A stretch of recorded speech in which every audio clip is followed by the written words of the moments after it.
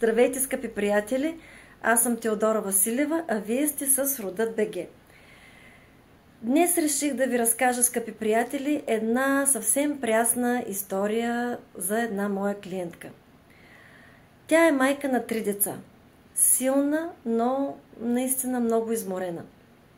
Когато дойде при мен, носеше на раменете си буквално тежестта на целия свят.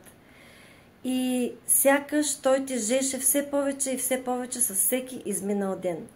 Връзката с партньора й беше много трудна. Той почти не се грижеше за децата им и тя усещаше, че буквално всичко е оставено на нея. А връзката с нейната майка беше болезнена и изключително напрегната. Тя имаше усещането, че колкото и да се старае, сякаш никога не беше достатъчно.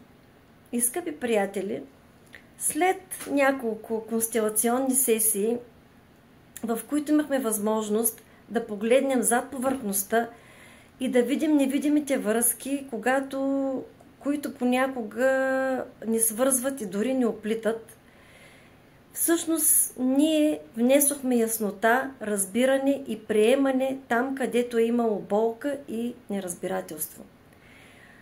След няколко констелационни сесии, скъпи приятели, тази моя клиентка дойде с грейнал поглед при мен и каза: нещо се промени, мъжът ми започна да ме чува, а с майка ми толкова спокойно си говорихме за първи път от много години насам.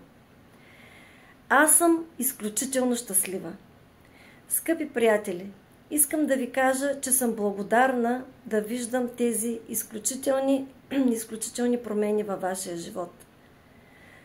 Толкова съм благодарна. Благодаря ви и до скоро!